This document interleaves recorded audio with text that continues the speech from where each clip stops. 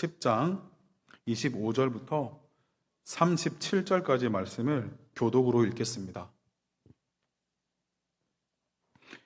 어떤 율법 교사가 일어나 예수를 시험하여 이르되 선생님 내가 무엇을 하여야 영생을 얻으리까?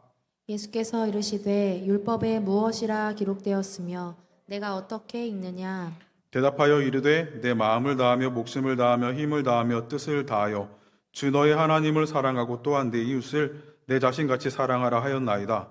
예수께서 이르시되 내 대답이 옳도다. 이를 행하라. 그러면 살리라 하시니 그 사람이 자기를 옳게 보이려고 예수께 여짜오되 그러면 내 이웃이 누구니까? 예수께서 대답하여 이르시되 어떤 사람이 예루살렘에서 여리고로 내려가다가 강도를 만나매 강도들이 그 옷을 벗기고 때려 거의 죽은 것을 버리고 갔더라. 마침 한 제사장이 그 길로 내려가다가 그를 보고 피하여 지나가고 또 이와 같이 한 레위인도 그곳에 이르러 그를 보고 피하여 지나가되 어떤 사마리아 사람은 여행하는 중 거기 이르러 그를 보고 불쌍히 여겨 가까이 가서 기름과 포도주를 그 상처에 붓고 싸매고 자기 짐승에 태워 주막으로 데리고 가서 돌보아 주니라. 그 이튿날 그가 주막 주인에게 데나리온 2를 내어 주며 이르되 이 사람을 돌보아 주라. 비용이 더 들면 내가 돌아올 때에 갚으리라 하였으니 내 생각에는 이 세 사람 중에 누가 강도 만난 자의 이웃이 되겠느냐? 함께 읽겠습니다. 이르되 자비를 베푼 자니이다. 예수께서 이르시되 가서 너도 이와 같이 하라 하시니라. 아멘. 과거에 이런 영상이 하나 있었습니다. 안정환 선수, 유명한 축구 선수가 어느 시골을 방문했어요. 그 한 할아버지를 만났는데 할아버지 축구 좋아하세요? 응, 좋아하지. 뭐 아는 사람 있냐고. 그거 알지. 그 왜 그 있잖아. 그 골 넣고는 반지에 키스하고 그러는, 아이고 너는 무슨 그런 선수도 몰라? 그런데 그때 안정환을 앞에 두고 그렇게 다그치는 거죠. 그런 선수 못 봤냐고. 그래서 안정환 선수가 그냥 찾아봤어요. 그래서 어제 말씀 준비하다가 그 영상이 있더라고요. 그래서 찾아보니까 그냥 웃고만 있어요. 우리가 그런데 이런 일이 실제로 있습니다. 예수님과 율법 교사의 대화가 나오는데요. 누가복음 10장 25절입니다. 함께 읽겠습니다. 어떤 율법 교사가 일어나 예수를 시험하여 이르되 선생님 내가 무엇을 하여야 영생을 얻으리이까? 예수님을 시험했다고 나오고 있어요. 예수님을. 무엇을 하여야 영생을 얻을 수 있을지. 예수님은 분명한 시험의 대상이 아니십니다. 우리 한번 따라할까요? 예수님은 시험의 대상이 아니십니다. 예수님은 시험의 대상이 아니십니다. 의심의 대상도 물론 아니죠. 예수님은 믿음의 대상이십니다. 아멘. 맞습니까? 아멘. 예, 예수님은 우리가 믿고 의지하고 따라야 될 대상이지 시험할 대상이 아니에요. 그런데 여기 보면 예수님은 믿음의 대상인데 예수님을 시험하여 이르되라고 선명하게 밝히고 있잖아요. 예수님을 시험하려 한 것도 이게 불경한 일인데 내가 무엇을 하여야 영생을 얻으리까라며 길이요 진리요 생명이신 예수님을 눈앞에 두고 영생을 묻고 있어요. 마치 안정환 선수를 앞에 두고는 그 사람, 그 선수 모르냐고 하는 것처럼 예수님을 눈앞에 두고 말이죠. 예수님이 구원이신데, 예수님이 생명이신데, 율법 교사라고 소개하는데요. 율법을 잘 안다고 예수님을 잘 아는 것이 아닙니다. 이 율법 교사는 예수님을 눈앞에 두고도 몰랐어요. 예수님을 모르니 영생의 확신이 없는 거예요. 예수님은 생명이신데 예수님을 모르니까 눈앞에 두고도 못 알아보고 자신도 확신이 없는 거예요. 율법을 잘 알지만. 그래서 영생을 묻고 있는 거죠. 성경은 누구나 읽을 수 있습니다. 교회는 누구나 다닐 수 있죠. 그런데 구원은 오직 예수님을 믿음으로만 얻게 되는 줄로 믿습니다. 오직 예수님을 믿음으로만 구원을 얻게 되는 줄로 믿습니다. 믿음의 영역이죠. 교회에 오래 다녀도 모태 신앙이어도 예수님 눈앞에 두고 엉뚱한 길 찾아 헤매는 자들이 많이 있을 수 있다는 것입니다. 그런 율법 교사를 앞에 두고 황당하게 웃으시지 아니하시고 예수님은 그 눈높이에 맞춰주세요. 그 수준에 맞춰서. 이게 은혜입니다. 여러분, 자녀를 키워보면요, 눈높이에 맞추는 게 무엇인지 알게 돼요. 우리가 식당에 가서 메뉴를 정할 때 한창 아이들이 클 때는 우리가 무엇을 먹고 싶은지가 소용이 없어요. 모든 메뉴는 자녀에게 맞춰지게 돼 있어요. 여러분, 여기 한 20대 후반인 분들 한번 손 한번 들어볼까요? 20대 후반? 네. 20대 초에 파릇파릇한 대학생들을 데리고 식당으로 가면서 먼저 그들의 의사를 물어보지 않겠습니까? 너 이거 무조건 먹어 하지 않잖아요. 우리가 생활할 때도 마찬가지인데 예수님은 더 하시겠죠. 우리의 수준을 아시고 우리가 어느 정도로 주님을 아는지 아시고 주님은 맞춰주세요. 눈높이를. 그래서 예수님을 우리는 알 수 있게 되는 것입니다. 저 멀리 계신 예수님이 아니라 우리에게 맞춰서 말씀하시는 그 주님 덕에 우리는 예수님을 알 수가 있게 되는 것입니다. 이게 은혜예요. 우리가 때때로 예수님을 오해하죠. 나에게만은 좀 적게 해주시는 것 같고 나의 기도만은 응답하지 않으시는 것 같고 하지만 우리가 그럴 처지가 아니라는 거예요. 그저 예수님을 믿게 된 이것만으로도 은혜인 줄로 믿습니다. 율법에 의해 갇힌 사람에게 그 수준에 맞추셔서 예수님은 이렇게 물어보세요. 10장 26절 27절인데요. 함께 같이 읽겠습니다. 예수께서 이르시되 율법에 무엇이라 기록되었으며 내가 어떻게 읽느냐 대답하여 이르되 내 마음을 다하며 목숨을 다하며 힘을 다하며 뜻을 다하여 주 너의 하나님을 사랑하고 또한 내 이웃을 내 자신같이 사랑하라 하였나이다. 아멘. 아멘. 예수님께서 율법에 무엇이라 기록되었으며 내가 어떻게 읽느냐고 물어보세요. 율법 교사니까 율법을 잘 안잖아요. 그래서 그 사람 수준에 맞춰서 물어봐 주시는 거예요. 그러니 율법을 잘 아는 율법 교사니까 자랑스럽게 자신 있게 대답을 하겠죠. 내 마음을 다하며 목숨을 다하며 힘을 다하며 뜻을 다하여 주 너의 하나님을 사랑하고 또한 내 이웃을 사랑하라. 이렇게 너무나 잘 알고 있는 율법의 말씀을 대답합니다. 그래서 예수님께서 바로 이어서 옳도다. 이를 행하라. 그러면 살리라. 이렇게 말씀하세요. 이를 행하라. 그러면 살리라. 너가 방금 한 말씀, 너가 방금 외운 그 율법, 그것을 하나님을 사랑하고 행해라. 이웃을 행해라. 사랑하는 것을 행해라. 이게 진짜 믿음이다. 이것이 내가 묻고 있는 영생이다. 그렇게 말씀해 주시는 겁니다. 행하지 않으면 죽는다는 거죠. 우리는 오직 예수님을 믿음으로만 구원 얻는다는 것을 알고 있습니다. 맞습니까? 알고 계시죠? 민주자매 안 보여요.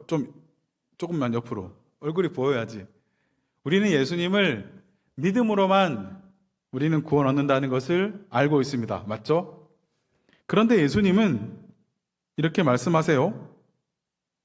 이것을 행하라. 그러면 살리라. 그럼 뭐죠? 예수님은 믿음이 아니라 행함을 말씀하시는 것입니까? 예수님은 행하면 살겠다라고 말씀하시잖아요. 그래서 사실 이 행함이라는 것은 믿음과 짝이에요. 그리고 이웃 사랑을 행하라고 하셨잖아요. 그러면 살리라고 그랬고요.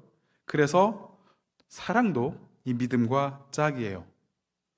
믿음으로 살고 사랑을 행해야 살고 믿음과 사랑은 함께 가는 것입니다. 그럼 다음 이야기로 넘어갑시다. 그러면서 이 율법 교사는 자기를 옳게 보이려고 이렇게 대답해요. 10장 29절 말씀이 있는데요. 함께 같이 읽어볼까요? 읽겠습니다. 그 사람이 자기를 옳게 보이려고 예수께 여짜오되 그러면 내 이웃이 누구니까? 이 율법 교사는 율법을 잘 아는 사람이었으니 가까운 이웃, 사랑하기 좋은 사람에게는 어쩌면 사랑을 잘 행했을 것 같아요. 그러니까 예수님께서 이를 행하라고 하셨을 때 자신 있게 그러면 내 이웃이 누구냐고 묻는 거예요. 가까운 이웃에게는 그는 아마도 친절을, 사랑을, 긍휼을, 덕을 행했을 거예요. 그래서 이렇게 묻는 거죠. 그래서 누가는 그 사람이 자기를 옳게 보이려고, 이거 조금만 낮춰주세요. 퍽퍽거리거든요, 소리요. 그 사람이 자신을 옳게 보이려고 라고 기록해 놓았어요. 옳게 보이려고 이웃이 누구냐고. 왜? 가까운 사람들. 여러분 옆에 있는 분들 쳐다봐 볼까요? 사랑하는 사람이 앉아 계십니까? 대답을 못하네요. 사랑하는 사람이 앉아 계십니까? 네, 맞아요. 여러분, 사랑하는 우리 형제 자매들, 지체들, 여러분 여기 계신 분들에게는 사랑을 하기 쉬울 거예요. 아마 이 율법 교사도 그랬을 겁니다. 자기에게 가까이 있는 사람은 사랑했겠죠. 어쩌면 존경도 받았을 거예요. 그런데 이때에 예수님께서 들려주신 이야기가 바로 여러분이 너무나 잘 알고 계신 선한 사마리아인의 비유입니다. 여러분, 그 스토리 자체는 너무나 잘 아시잖아요. 너무나 이미 어릴 때부터 많이 들어오셨을 것입니다. 그런데 이게 이렇게 연결되는 겁니다. 이렇게 율법 교사가 이웃이 누구냐고 물었을 때, 너무나 잘 아시는 이야기인데요. 예루살렘에서 여리고로 내려가는 길은 강도가 자주 출몰하는 위험한 지역이었습니다. 길도 좁고요, 가파른 바위 절벽, 그리고 깊은 골짜기가 끊임없이 이어져 있었어요. 그래서 바위들이 많으니 강도들이 숨고 은신하기가 좋았고, 그래서 길을 가는 행인들은 잘 보이지가 않았어요. 갑자기 출몰하면 도망갈 데가 없는 거죠. 우리 사진을 한번 볼까요? 이런 지역에 숨기 너무 좋지 않겠습니까? 또 넘겨주시면, 이런 길을 가다 보면 굽이굽이 치니까 숨어있기 좋은 거죠. 또 다음 사진. 근데 이런 사진들, 이런 지형이었다는 거예요. 그래서 당시 사람들은 이 길을 피의 길이라고 불렀대요. 너무나 강도 출몰이 많고 당하기가 쉬우니까. 여러분, 선교 여행을 갈 때 좀 위험한 지역을 가면 선교사님이 저녁에는 밤에는 절대 밖에 나가지 마, 이런 이야기 들으셨죠? 선교를 한 번도 가보지 못해서 아직 못하시는 분은 선교를 가봐야겠죠? 실제로 총 들고 다니면서 강도가 나타나기도 하는데요. 저는 아프리카에 갔을 때 실제로 선교사님이 강도가 많이 출몰한대요. 그래서 되게 이렇게 긴장하면서 차에 그냥 박스 안에 이렇게 재정을 넣는 게 아니라 차에 완전 이 고정되어 있는 부품을 풀어가지고 그런 데다가 일부의 재정을 숨기더라고요. 실제로 강도가 만날 수 있으니까 강도가 출현했을 때 다 뺏기지 않도록 그렇게 대비를 하시더라고요. 그리고 한번 가다가 거친 이 광야, 정말 사람들이 잘 출몰하지 않는 그런 길이었는데 타이어가 펑크가 났어요. 그런데 타이어가 펑크가 났으면 내려서 수리를 해야 되잖아요. 근데 당장 내리지 않고 한참을 더 그 지역을 피하더라고요. 왜냐하면 일부러 강도들이 그런 덫을 놔서 타이어가 터지게 만드는 거예요. 그럼 달려드는 거죠. 그래서 한참을 피해서 그때 수리를 하시더라고요. 실제로 그렇게 나타날 수가 있는데, 그래서 이렇게 대비를 해야 되는데 이곳도 마침 그런 곳이었던 거예요. 그래서 혼자서 여행하면 안 되는 곳, 위험한 곳. 그런데 이 사람은 어떤 이유에서인지 혼자 여행을 했습니다. 그러다가 강도를 만나게 됐고요. 성경에 보면 거의 죽게 되었다라고 말씀합니다. 그냥 빼앗기기만 한 것이 아니라 맞아서 거의 죽게 되었어요. 자, 이제는 그냥 두면 죽어요. 그러면 지나가다가 그 사람들을 보면 어떻게 해야 됩니까? 착하신 우리 늘샘교회 청년분들 어떻게 해야 되죠? 도망가야 돼요? 맞아요. 네, 도망가는 게 현실적인 모습인 것 같습니다. 이 상황에서 도와야 한다는 거 머리로는 알지만 그냥 두면 죽는다니까요. 내가 그 지역을 떠나버리면 그 사람은 죽는 거예요. 그래서 제사장과 레위인을 소개하죠. 가장 율법에도 가깝고 성전에도 가까운 자들. 그래서 사람들이 가장 많이 저 사람은 하나님과 가까울 거다라고 착각하는 자들. 그런데 그 자들이 그냥 지나쳤어요. 자, 그러면 여기서 질문. 이분들이, 제사장과 레위인이 왜 그냥 지나쳤을까요?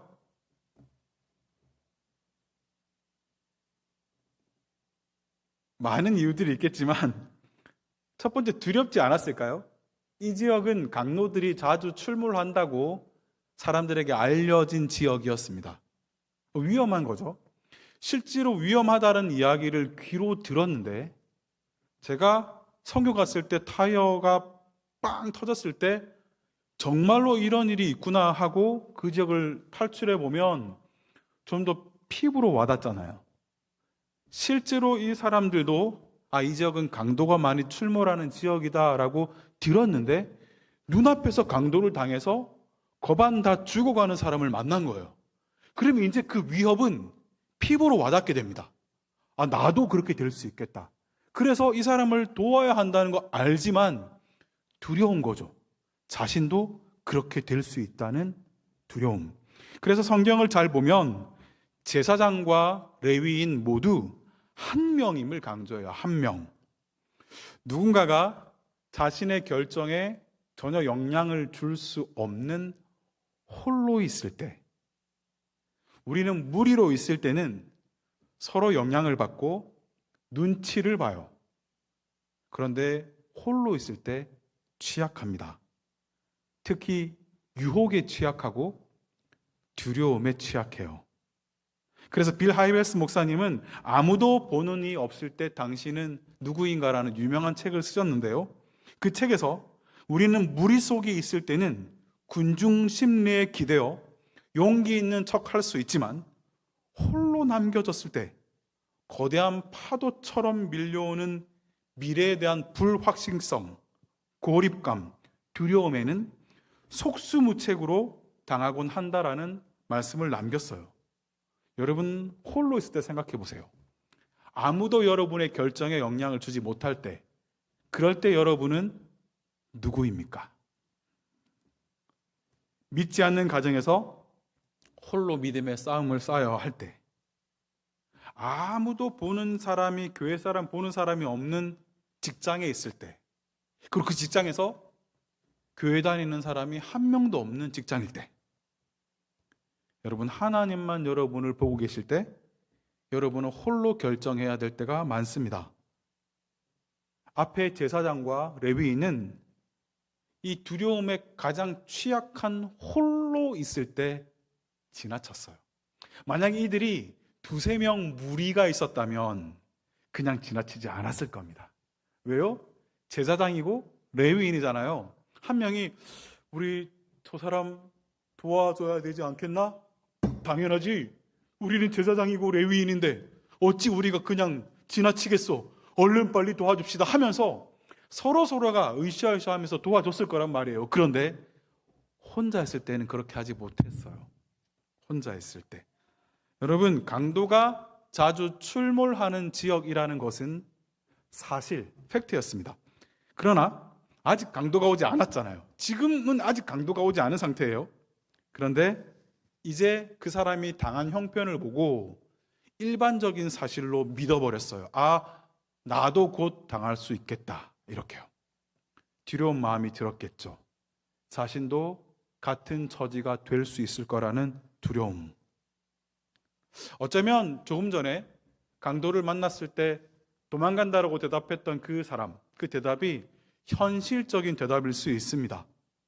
당연하죠. 왜냐하면 그 사람을 도와주다가는 자신의 이동 속도가 더 느려지니까, 자신도 그렇게 될 수 있으니까 그렇게 지나치는 게 너무나 어쩌면 현실적이고, 또 이렇게 생각할 수도 있어요.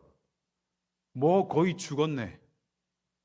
내가 도와줘도 시간이 지나면 곧 죽을 수 있겠네. 이런 생각 말이죠. 이게 염려와 두려움이 가져오는 일입니다. 합리적이란 이름으로 자신의 행동을 정당화시켜요. 눈앞에 지나쳐선 안 되는, 반드시 도움이 필요한 사람, 나의 도움이 아니면 살 수 없는 사람이 있는데도 자신이 해야 할 일을 앞세우고 또 지금 상황을 앞세우면서 자신의 행동을 정당화시켜버리죠. 그래서 두려움은 자신이 안전한 쪽으로 선택하는 것을 정당화시킵니다. 그래서요, 이 두려움은 사실 우리의 삶의 많은 영역에 들어와 있습니다. 단지 우리가 귀신의 집에 가가지고 놀이공원, 무서워, 이런 두려움만을 말하는 게 아니에요. 여러분, 아직 취직이 되지 않은 청년들에게는 막연한 미래에 대한 두려움, 내 집 마련에 대한 두려움, 나의 내년은 나는 무엇을 하고 있을까? 이런 두려움. 졸업을 앞둔 청년들에게는 나는 어떻게 졸업 이후에 뭘 먹고 살아야 하나? 여러분, 생각보다 이 두려움이라는 것은 굉장히 우리의 삶에 깊숙하게 들어와 있어요. 그래서 두려움의 뿌리가 어디에 있는지 제가 창세기 말씀을 전할 때 한번 전한 적이 있는데요. 기억나십니까? 두려움의 뿌리가 어디에 있는지.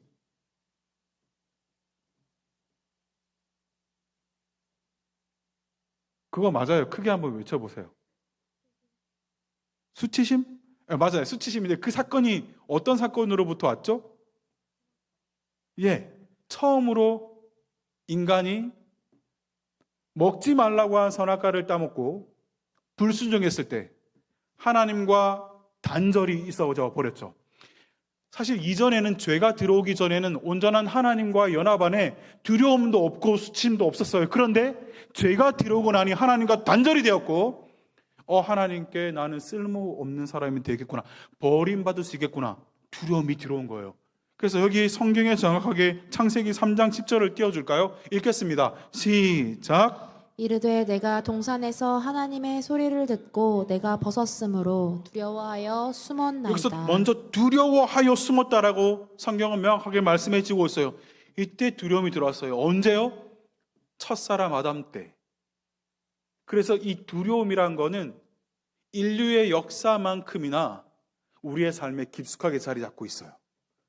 죄악의 역사만큼이나 두려움은 우리의 삶의 각종 영역에 깊숙하게 들어와 있어요. 그래서 사랑은 두려움을 내쫓는 겁니다. 우리가 주님의 사랑으로만 두려움을 내쫓을 수 있고, 우리가 주님의 사랑에서 멀어지면 필연적으로 이 두려움은 우리를 덮쳐요. 우리가 홀로 있을 때 우리는 누구인가? 우리는 많은 경우에 홀로 있을 때 그 두려움이 우리를 엄습한다는 사실조차 모른 채로 두려움에 넘어져요. 이 두려움을 극복하지 못하면 사랑을 머리로는 알 수 있어도 실천하지는 못한다는 것입니다. 누구처럼? 지금 제사장과 레위인처럼. 자, 이 사마리아인이 이 길에 강도가 출몰한다는 것을 몰랐을까요? 알았을 거예요. 충분히 그도 알았을 것입니다. 그런데 위험을 감수해요. 여기 보면 자기 짐승에 태우거든요. 말이든 나귀든 자신이 탈 짐승인데 그곳에 사람을 태웠다는 것은 자신은 옆에서 걸어가지 않았겠습니까? 그러면 이동 속도가 현저히 늦어졌을 거예요. 강도에게 당해서 옷을 벗기고 거의 때려 죽은 의식도 없는 사람, 피투성이로 죽어 있는 사람, 자신의 옷에도 그 피가 묻었을 거예요. 강도가 나타날 것에 대한 지식으로만 듣는 것과 눈으로 그 사람을 본 것은 완전히 다른 문제예요. 저희 아들이, 들으신 분은 아시겠지만 이 좀 특수한 병에 걸렸어요. 대퇴골두가 괴사가 되는, 뼈가 썩는 그런 질병이었어요. 그래서 잘 뛰던 아이가 갑자기 어느 한순간 통깁스를 하고 집에만 앉아있고 누워있어야 했어요. 전혀 걷지를 못하고. 그래서 화장실도 혼자 가지 못하는 상황이 되어버렸어요. 얼마나 답답했겠습니까? 그리고 휠체어를 타고 이동하고, 조금 회복이 되니 이제는 목발을 짚고 이동하고, 그래서 1년 반을 학교를 못 가면서 집에 있었어요. 누구보다 자신이 그 고통, 또다시 다칠 것에 대한 그런 두려움이 있었겠죠. 그래서 어느 날 이제 목발을 짚고 함께 마트였는지 무슨 몰이었는지 갔어요. 에스컬레이터 있잖아요. 그래서 너무나 일반적으로 잘 오르내리던 에스컬레이터에 저도 올라가고 우리 가족들 올라가는데 이 녀석이 못 올라갑니다. 우리가 생각하면 뭐 목발로 어때? 이렇게 짚고 이렇게 내딛으면 되지. 그냥 해봐. 이렇게 정말 대수롭지 않게 여기잖아요. 해보라고 하는데 못해요. 자꾸 몇 번 재차 해보라고 하는데 결국 못해요. 왜요? 한번 실제로 걷지 못하는 그 병에 걸리고 다쳐본 사람은 그 두려움은 우리가 경험해보지 못한 사람과는 완전히 다른 거예요. 차원이 다른 거예요. 못하는 거예요. 눈앞에 두고도. 그게 경험입니다. 경험. 그래서 실제로 눈앞에 거의 죽어가는 사람을 보았을 때 이제 피부로 우리가 공포감을 나도 그렇게 될 수 있겠구나라고 느낄 때 도와줄 수 있을까요? 우리는? 저도 못했을 것 같아요. 당시의 제사장들도 이 사람을 도와야 한다는 것은 알았어요. 머리로는. 그런데 사랑으로 증명하지 못했습니다. 우리도 정말 많은 설교에서, 많은 말씀에서 어떻게 이웃을 사랑해야 하며, 어떻게 우리 직장에서 믿음으로 살아야 하며, 어떻게 우리 학교에서 캠퍼스를 복음화하며 주님 나라를 이루며 살아가야 하며 알고 있어요. 그런데 잘 안 돼요. 알고도 우리를 멈추게 하고, 알고도 우리를 넘어뜨리고, 알고도 우리를 두렵게 하는 상황들이 있다는 거죠. 그 두려움 때문에 우리가 알고도 못한다면 그것은 사랑이 아니죠. 주님은 이렇게 말씀하셨어요. 이를 행하라. 그러면 살리라. 자, 다시 사마리아인의 도움의 손길은 자신도 같은 위협에 노출될 수 있다는 것을 의미했어요. 기꺼이 먼저는 가까이 다가갔고, 이것으로부터 시작해요. 먼저 가까이 다가가는 것. 그리고 기름과 포도주를 그 상처에 붓고 싸매어 주었습니다. 그리고 자기 짐승에 태웠고 주막으로 숙소로 데리고 가서 돌보아 주었어요. 심지어 다음날 주막 주인에게 데나리온 2를 주면서 비용이 더 들면 내겠다고 자기가 책임지겠다는 이야기까지 합니다. 아니, 우연히 만난 사람이잖아요.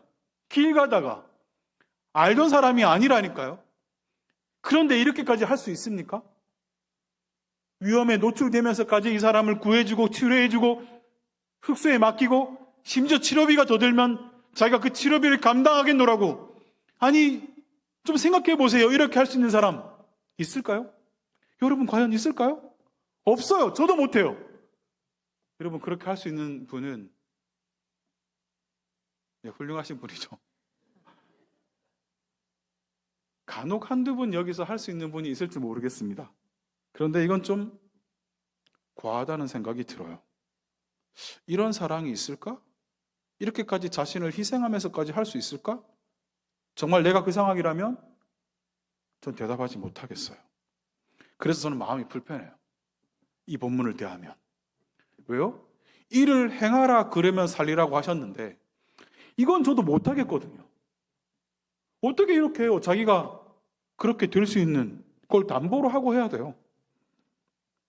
여러분 지난주 설교 기억하십니까?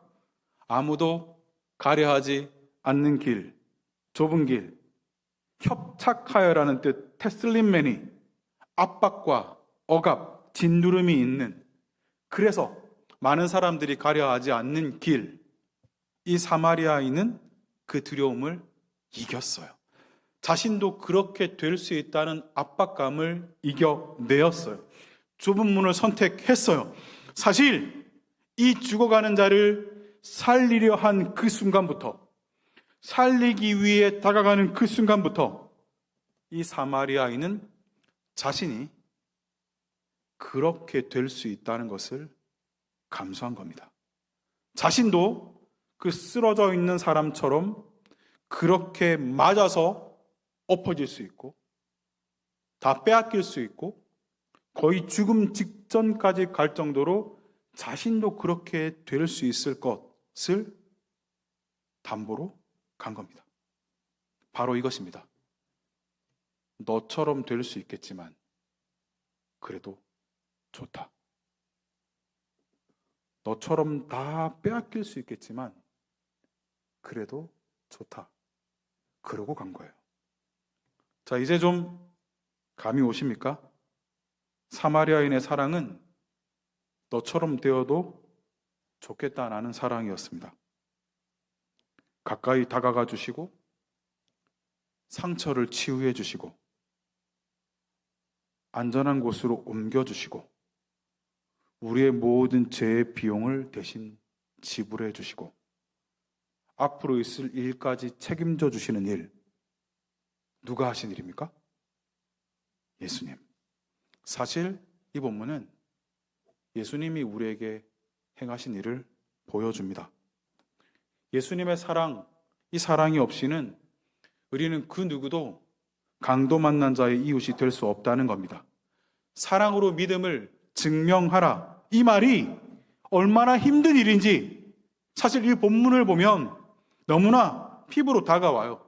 못하겠거든요. 그래서 이런 본문을 보면 많은 질문이 들어요. 교회가 어려움의 2년을 시간을 보내면서 도대체 언제 나서야 하고 언제 잠잠해야 하는 것인지, 가만히 있는 게 맞나? 누가 봐도 교회를 흔드는 모습인데 이때 난 뭘 할 수 있지? 이런 고민들, 그 행함과 멈춤과 어디까지 해야 하는가? 나도 그렇게 될 수 있을까라는 고민들, 이것은 사실 사마리아인의 고민만이 아니고 우리의 고민만이 아니에요. 모든 믿는 자들의 고민이죠. 이 고민을 하다 보면 어디까지가 믿음의 영역인지, 어디까지가 권위를 인정하는 영역인지 잘 모르겠어요. 우리가 일제강점기 때 이 우상 숭배를 하는, 신사 참배를 하는 이때도 그랬습니다. 어떤 나이 드신 목사님이 신사 참배 때도 그것이 우상 숭배가 아니라 정부의 지침이니 따라야 한다고 했는데, 너 언제까지 정부의 지침이니 따라야 한다고만 말할 것이냐? 그러다가 우상한테 절하게 된 것 아닌가? 고민이 되는 거예요. 어디까지가 믿음인지, 도대체 어디까지 돕는 것이 믿음이고 사랑인지, 어디까지가 공동체를 위해 내가 죽어야 하는 영역인지. 그런데 이렇게 고민한다고 사실 내려지는 답은 아닌 거예요. 그래서 오늘 본문이 해답을 주고 있습니다. 늘 답은, 이런 고민이 들 때에 답은 우리에게 있지 않아요. 답은 어디에 있습니까? 예수님께 있어요. 언제나 우리가 이런 고민들에 휩싸여서 믿음의 질문들, 어디까지 하는 게 맞을지 이런 고민이 들 때 늘 답은 예수님께 있어요. 예수님이 길이고 진리고 생명이십니다. 예수님은 이를 행하라, 그러면 살리라. 너무나 간결하고 심플하게 말씀하셨어요. 한번 이거 외쳐볼까요? 이를 행하라, 그러면 살리라. 시작. 이 말씀을 주신 이후에 주셨던 비유가 바로 이 선한 사마리아인의 비유라니까요. 사마리아인은 자신의 안전을 포기했어요. 하지 않아도 되는 수고를 기꺼이 감당했어요. 자신의 일정이 있을 텐데 자신의 바쁜 길을 멈추고 시간을 손해봤어요. 데나리온 둘, 당시 숙박비를 고려했을 때 보름에서 어쩌면 길게는 한두 달을 유숙할 수 있는 삭스를 내었다라고 학자들은 봅니다. 이건 자신이 그와 같이 되겠다는 희생을 감수한 행동이에요. 그런데 우리 자신이 살아있으면 내릴 수 없는 결정이에요. 내가 그와 같이 되겠다. 내가 죽어야 내릴 수 있는 결정입니다. 내가 죽어야 예수님이 삽니다. 내가 죽어야 예수님의 길이 보입니다. 내가 죽어야 좁은 길이 보여요. 많은 사람들이 걸어가는 넓은 길에서 내가 하고 싶은 것들이 가득 차 있고 여전히 내가 살아있으면 그 길은 너무 좁고 협착하여 보이지도 않아요. 내가 죽어야 보이는 길입니다. 예수님은 뭐라고 이때 물으십니까? 누가복음 10장 36절, 37절. 우리 한번 같이 읽어보겠습니다. 시작. 내 생각에는 이 세 사람 중에 누가 강도 만난 자의 이웃이 되겠느냐? 이르되 자비를 베푼 자니이다. 예수께서 이르시되 가서 너도 이와 같이 하라 하시니라. 예수님은 분명히 이렇게 말씀하세요. 이와 같이 하래요. 이와 같이 하라는 건 우리가 좀 전에 보았잖아요. 가서 죽을 위협을 감당하라는 이야기입니다. 너도 그 강도처럼 될 수 있음을 감당해. 이 말씀이에요. 너무 가혹하지 않아요? 도대체 이 예수님의 명령, 너도 가서 이와 같이 하라는 이 명령을 받아들일 수 있는 이가 도대체 몇 명이나 될까요? 그런데 우리가 지난주와 이번 주 계속해서 보고 있는 길입니다. 이것은 자신이 죽고 예수님이 사는 길입니다. 죽어야 다시 사는 길입니다. 예수님이 죽으심으로 보이신 생명의 길입니다. 무엇이 과연 행동하는 사람인가? 무엇이 사랑으로 증명하는 믿음인가? 이 질문 앞에서 우리는 예수님의 답을 보아야 하는 겁니다. 우리가 어떻게 하면 이 썩어진 세상에서 생명력을 가질 것인가? 크리스찬이라는 이름이 이 맛을 잃은 소금처럼 길에 버려져서 밟히고 있어요. 생명을 전하는 통로가 되어야 되는데 무시를 당하고 있다니까요.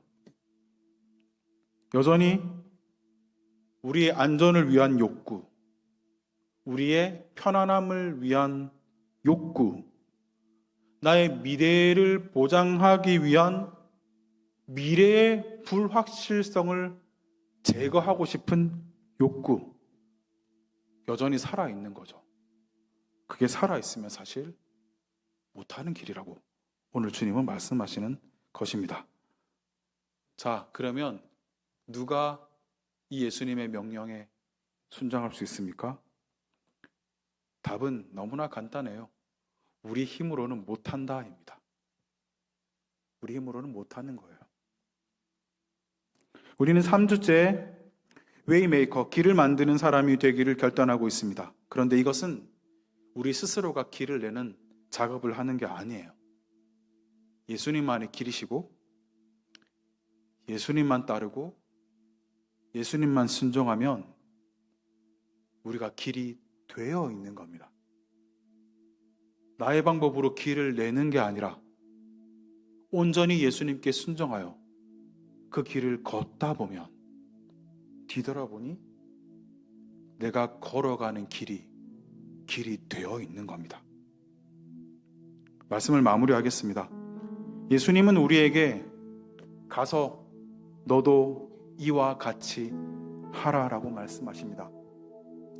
한번 예수님께서 지금 여러분 눈앞에서 여러분 한 명 한 명에게 이 말씀을 하신다고 생각해 봐요. 잠깐 눈을 감아 볼까요? 예수님이 지금 여러분 눈앞에 서셨어요. 그리고 가서 너도 이와 같이 하라라고 말씀하신다고 생각해 봅시다.